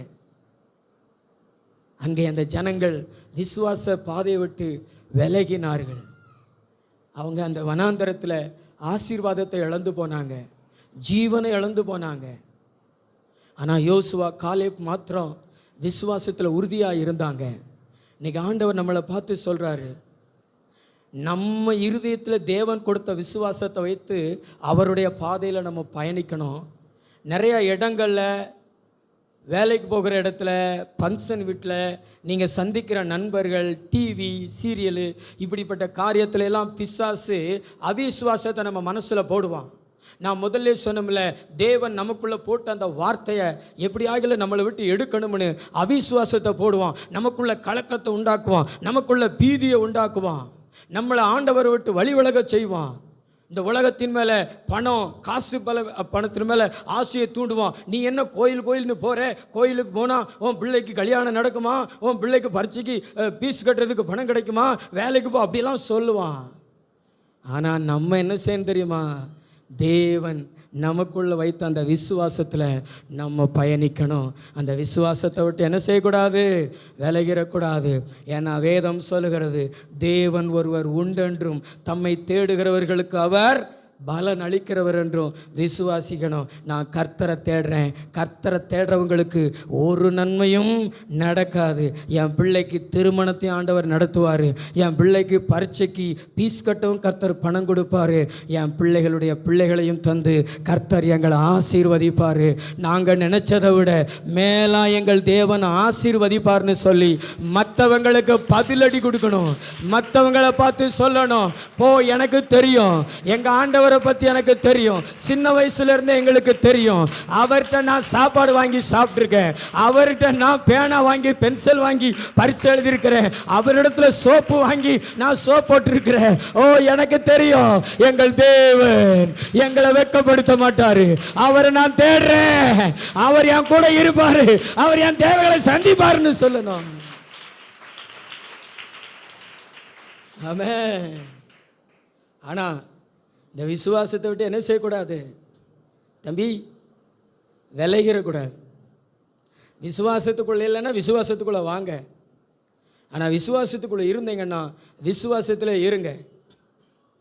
முறுமுறுக்காதீங்க. மற்றவங்க சொல்கிறத கேட்டுட்டு ஆண்டவரை விட்டு விலகி போகாதீங்க. ஜெபம் பண்ணுறதை விட்டுறாதீங்க, வேத வாசிக்கிறத விட்டுறாதீங்க, சர்ச்சுக்கு வர்றதை விட்டுறாதீங்க. கர்த்தர் ஒரு நாள் அற்புதம் செய்வார். காலதாமதமாகலாம், ஆனால் கர்த்தர் மாற மாட்டார். வாக்கு தந்தவர் உண்மை உள்ளவர். நம்ம ஆண்டவரை எப்படி நம்பணும் தெரியுமா? நம்ம ஆண்டவரை எப்படி நம்பணும் தெரியுமா? நம்ம ஆண்டவரை எப்படி விசுவாசிக்கணும் தெரியுமா? இப்போலாம் நீங்கள் மனசில் என்ன நினச்சிக்கிட்டு இருப்பீங்க? இப்போ மணி 1 மணி ஆக போகிறது, 1 மணி ஆயிடுச்சு, அடுத்து 2 மணி ஆகும், அடுத்து 3 மணி ஆகும், அடுத்து 4 மணி ஆகும், அடுத்து 6 மணி ஆகும். சூரியன் என்ன செஞ்சிடும்? மறைஞ்சிரும். என்ன நினைப்போடு தூங்குவீங்க? இனிமேல் இந்த பூமி விடியவே விடியாது அப்படின்னு தூங்குவீங்களா? 6 மணிக்கு பூமி என்ன செய்யும்? விடியும், சூரியன் உதிக்கும், எந்திரிச்சு வேலைகளுக்கு போகணும், சமையல்லாம் ஆக்கணும்னு நினச்சானே தூங்குவீங்க. அந்த சூரியன் மேலே எவ்வளவு உங்களுக்கு நம்பிக்கை, அதே மாதிரி தாங்க நீதியின் சூரியன் மேலே நான் நம்புகிற என் தேவன் என் வீட்டில், என் வாழ்க்கையில் ஒளியை உதிக்க பண்ணுவாரு. என் நாமத்திற்கு பயந்திருக்கிற உங்கள் மேல் நீதியின் சூரியன் உதிக்கும். என் ஆண்டவர் உதிக்க பண்ணுவார், என் காலம் மாறும், என் இருள் மாறும். நம்பிக்கையோட படு, நம்பிக்கையோட தூங்கு, நம்பிக்கையோட தேடு, நம்பிக்கையோட ஜெபம் பண்ணு. காலம் உன்னுடையதாக இருக்கும். இப்ப இருக்கிறது இரவா இருக்கும், ஆனா வருகிற காலம் அது உன்னுடைய காலமாக இருக்கும். ஆண்டவர் உனக்காக ஒரு வெளிச்சத்தின் காலத்தை வச்சிருக்கிறாரு. நம்ம காலம் இப்படியே இருக்கும்னு நினைக்காதீங்க, மாறும். ஆண்டவர் மேலே வச்சிருக்கிற அந்த விசுவாசத்தை மட்டும் விட்டுறாதீங்க. பக்கத்தில் உங்களை பார்த்து சொல்லுங்களேன், அந்த விசுவாசம் ஆண்டவர் கொடுத்த கிஃப்ட்டு, ஆண்டவர் கொடுத்த நற்பொருள். விசுவாசத்தை துவக்கிறவரும் முடிக்கிறவரும் இயேசு நமக்குள்ளே வச்சு தான் நம்மளை அவர் இடத்துல கொண்டு வந்திருக்கிறார். அந்த விசுவாசத்தினால தான் ரட்சிப்பு, அந்த விசுவாசத்தினால தான் பிழைப்பு. அந்த விசுவாசத்தை காத்து கொண்டீங்கன்னா கர்த்தர் உங்களை விட்டு விலகவே மாட்டார். சக்ஸஸ்ஃபுல்லான வெற்றிகரமான வாழ்க்கையை தேவன் உங்கள் வாழ்க்கையில் தந்து நடத்துவார். நான் சொன்னது புரிஞ்சுதா? எத்தனை பேருக்கு புரிஞ்சுது? ஆமென். கைகள் ஒரு தலையிலேயே சொல்லுவாமா? விசுவாசத்தோடு என்ன செஞ்சிடாதீங்க, விலகிறாதீங்க. இந்த கடன் ஒன்று வந்துச்சு பார்த்தீங்களா, லோனு. அது வந்த பின்பு நிறைய மக்களுடைய வாழ்க்கையில் அந்த விசுவாச மாற்றத்தை நான் பார்த்தேன். உபவாச ஜெபத்துக்கு வந்தவங்கெல்லாம் வரல, ஏன்னா லோன் வந்துருச்சு. லோன் கொடுத்துருவான். அதுக்கு முன்னாடிலாம் கர்த்தரிடத்துலேருந்து ஜெபம் பண்ணுவாங்க, அற்புதங்கள் நடந்தது. இன்னும் என்னென்ன வரும்னு தெரியாது. ஆனால் என்னென்ன வந்தாலும் என்னென்ன போனாலும் நம்ம இருதயத்தில் தேவன் வைத்த விசுவாசம் நம்மளை விட்டு விலகவே கூடாது. விலகாமல் இருக்குமா? பக்கத்துல பார்த்து சொல்லுங்களா, விலகிருச்சே. ஆமாம், முன்னாடி வந்தது மாதிரியா பைபிள் ஸ்டடிக்கு வாருங்க. இருட்டுக்குள்ளே பாம்பு கிடந்தாலும் பள்ளி கிடந்தாலும் நடந்து வந்த சகோதரிகள் இன்றைக்கு பாமே ஊரில் வச்சாலும் வரமாட்டாங்க. அல்லேலூயா. ஆண்டவர் மேலே விசுவாசம் வைங்க, ஆதி அன்புக்கு திரும்புங்க, கடவுள் உங்களை நடத்துவார். ஆமென். உன் பேரில் எனக்கு ஒரு குறைவுண்டு, நீ ஆதியில் கொண்டிருந்த அன்பை விட்டாய். கடைசி வரைக்கும் தொடரட்டும் நம்முடைய நேசம், விசுவாசம். நிச்சயமாக யோசுவா எப்படி வெற்றி பெற்றாரோ அதே மாதிரி நாமும் ஆயுள் முழுவதும் வெற்றி பெற்று ஆசீர்வதிக்கப்படுவோம். அல்லேலூயா சொல்லுவோமா? நம்ம எதெல்லாம் விட்டு விலகக்கூடாது. ஃபஸ்ட்டு என்ன சொன்னேன்? ஆசாரிப்பு கூடாரத்தை விட்டு, ரெண்டாவது தீர்மானத்தை விட்டு, மூணாவது விசுவாசத்தை விட்டு. தேவன் உங்களுக்கு வைத்த அந்த பாதையிலே ஓடுவோம். ஜெபம் பண்ணுவோமா? அல்லேலூயா. எனக்காக அப்பா நியமித்த இந்த பாதையிலே நான் ஓடுகிறேன். எனக்காக அப்பா நியமித்த இந்த பாதையில நான் ஓடுகிறேன். எத்தனை பேர் இந்த விசுவாச பாதையிலேயே ஓடுவீங்க? பவுல் அப்போஸ்தலன் சொல்றார், நல்ல போராட்டத்தை போராடினேன், ஓட்டத்தை முடித்தேன், இது முதல் எனக்கு நீதியின் கிரீடம் வைக்கப்பட்டிருக்கிறது. அவர் பிரசன்னமாகும் அந்நாளில் அதை எனக்கு தருவார். விசுவாசத்தை எத்தனை பேர் காத்துக்கொள்ள போகிறீங்க? விசுவாசத்தை எத்தனை பேர் காத்துக்கொண்டு விசுவாசத்தில் ஓட போறீங்க? உங்க ரெண்டு கைகளை உயர்த்தி, என் விசுவாசம் குறையக்கூடாது ஏசப்பா, என் விசுவாசம் விருத்தி அடையணும் ஏசப்பா, இந்த விசுவாசத்தோடு நான் விலகிடக்கூடாது ஏசப்பா. அபிஷேகம் இறங்குது பாருங்களேன். பின்மாற்றத்துக்குள்ள நான் போயிடக்கூடாது ஏசப்பா, அந்த எகிப்துக்கு நான் திரும்பிடக்கூடாது ஏசப்பா. அந்நிய பாஷை பேசுங்களேன் வாலிப தம்பிகள். தம்பி, ஆண்டவரை நோக்கி ஜெபிப்பா, உன்னை யோசுவாவா எழுப்புவார். சகோதரா, வாலிப தம்பி, உன் வாழ்க்கையில் பெரிய திட்டம் வச்சிருக்கிறார் தம்பி, உன் வாழ்க்கையில் ஒரு பிரகாசத்தை வச்சிருக்கிறார் சகோதரா. கையை உயர்த்தி இயேசுவே அப்படின்னு சொல்லி கூப்பிட. விட்டுறாத அந்த விசுவாசத்தை. கர்த்தர் உன்னை நிரப்புறாரு பாரு. ஆவியானவர் நிரப்புகிறாரு. வாலிபர்கள் ஜெபிங்க. சகோதரர்களே, யோசுவா மேலே ஆண்டவர் வச்ச ஆசீர்வாதம் உன் மேலே வைக்கப்படுகிறது. கைகளை தட்டி அவருடைய வல்லமையை கிருபையை பெற்றுக்கொள்ளுங்க. சுதந்தரிங்க, சுதந்தரிங்க, சுதந்தரிங்க, சுதந்தரிங்க, சுதந்தரிங்க. யோசுவா கானானை சுதந்தரித்தது மாதிரி சுதந்தரி மகளே, சுதந்தரி. பெற்றுக்கொள், அபிஷேகத்தை பெற்றுக்கொள். வாலிபர்கள் பெற்றுக்கொள். தம்பி, நல்ல அந்நிய பாஷை பேசு சகோதரா.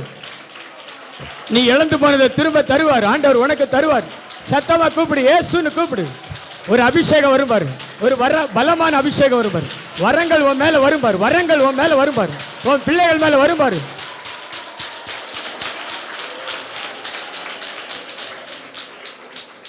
நன்றி இயேசுப்பா, நீர் கொடுத்த வார்த்தைக்காய் நன்றி.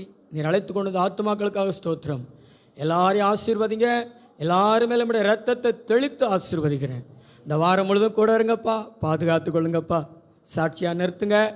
நன்மையும் கிருபையும் தொடரட்டும். இந்த வசனத்தின்படி உம்முடைய பிள்ளைகள் உம்மை விட்டு விலகாமல் இருக்கட்டும் ஐயா. உம்மை காத்து கொள்ளட்டும். நன்மையும் கிருபையும் தொடரட்டும். இயேசு கிறிஸ்துவின் மூலம் பிதாவே. என் ஆத்துமாவே கர்த்தரை ஸ்தோத்திரி, என் முழுவதுடைய பரிசுத்த நாமத்தை ஸ்தோத்திரி. என் ஆத்துமாவே கர்த்தரை ஸ்தோத்திரி. கர்த்தர் செய்த சகல பாரங்களையும் மறவாதே. நம்முடைய கர்த்தராகிய இயேசு கிறிஸ்துடைய கிருபையும் பிதாவாகிய தேவனுடைய அன்பும் பரிசுத்தனுடைய ஐக்கியம் சமாதானம் சந்தோஷம் இன்றும் என்றும் நம் ஆண்டவர் இயேசுவின் வருகை மட்டும் சதா காலங்களிலும் நம் மனிதருடைய நினைக்க இருப்பதாக. ஆமென்.